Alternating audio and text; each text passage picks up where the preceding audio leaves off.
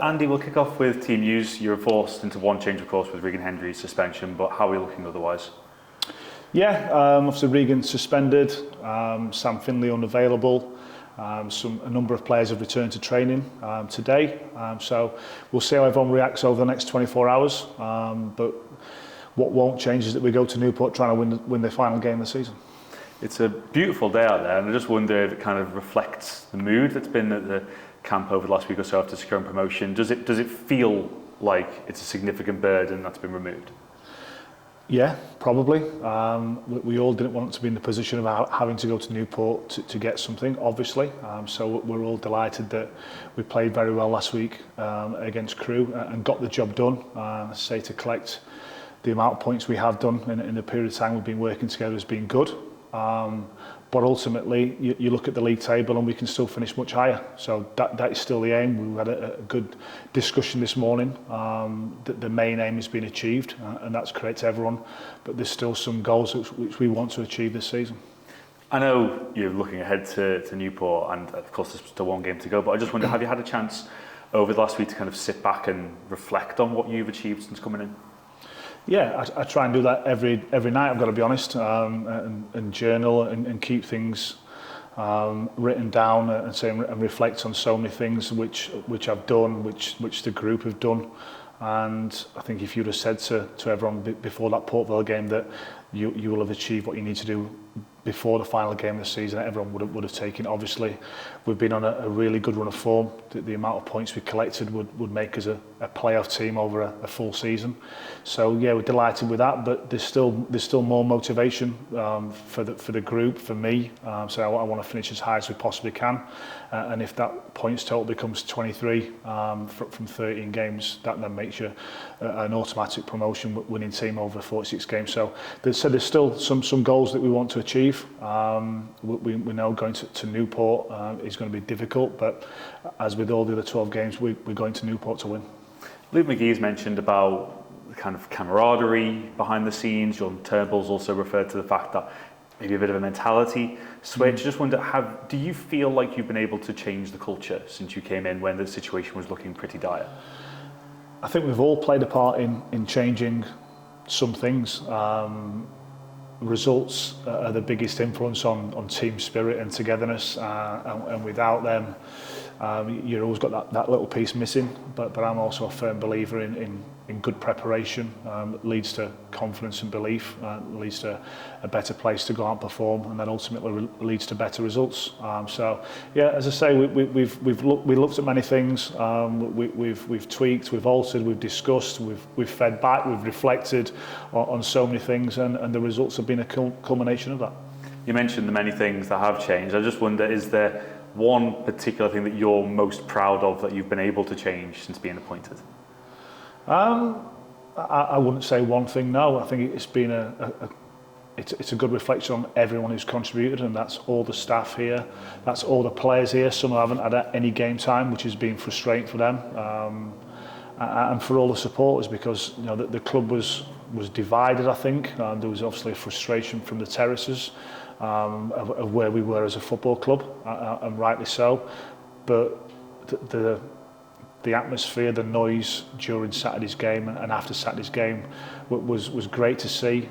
We've seen a guy this morning who's coming to see us, Ronnie, who's 90-year-old, who was at the game on Saturday, and giving him moments like what he had on Saturday is all part of what we're trying to do. We want the fans to be happy, we want them to dream and to be already thinking about, well, what can we achieve next season.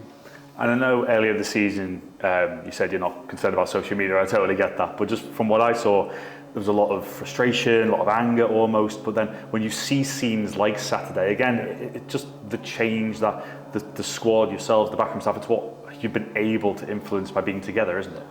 Yeah, and we spoke in those first few days about the basics that you have to do as a football team. Even more so, I think, when you're representing an area like this, a working class place, where the supporters are paying money, which they haven't got lots of. I know this is a working class place with working class values, and when our fans are coming to games and sacrificing what they're doing from a financial point of view, it's really important that we give everything we've got, because we're in a privileged position of playing football or managing or coaching within football, and it's something that we all collectively love doing, and they love this football club. They'll be here long after all the players and all the staff have gone, and they'll still be supporting Tranmere Rovers for as long as they're on this earth. So it's good to reward them, and I say I hope as many of them can go to Newport on Saturday and get behind the team again, and support the players, and say we're going to Newport to win. I appreciate the future is a little bit uncertain, but do you feel like the last 12 games have been able to kind of set a foundation for the club moving forward into next season? I think all I want to do for this time in is concentrate on the final game of the season. There's, as you said, there's lots of things which are out of my control. What's in my control is the preparation for the final game. The players have had a couple of days off to again reflect and enjoy Saturday's result and ultimately staying in League Two. So we'll now approach this game and we'll take care of our own business, and then when the season ends, we'll then start looking at how the club moves forward. On your future though, I just wonder, how good a stake do you believe you've made in terms of taking the club on and being appointed in the longer term? That's ultimately going to be someone else's decision. I came into the football club in a different role and then took over at the start of March, obviously with a remit of trying to stay in League Two. And as I say, the points we've taken so far over a 46-game season would probably get us in the playoffs. I've done the same job at a previous club in different circumstances and managed to get that team into the playoffs. So I think I've proven I can do the job, but I as I said last week, I'm ambitious. I was out of the game for a period of time and was really wanted to get back in, and this position came up as it did, and I'd like to think that I've done the job which I was asked to do.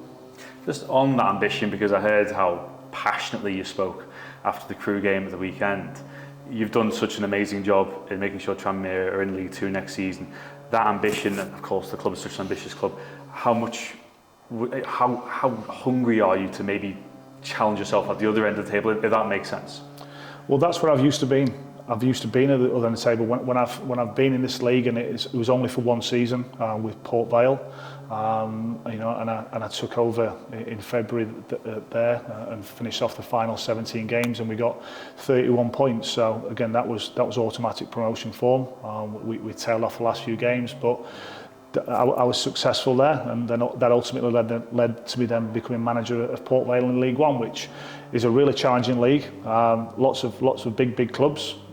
We got to the quarter-final of the Carabao Cup, and I look back on that period of time with real pride, reflected on lots of things which happened to me there, and I've tried to take those learnings forward into this job. So I've done what I was asked to do, and I say now it's going to be down now to other people to make the decisions that they need to do, and we'll see what happens.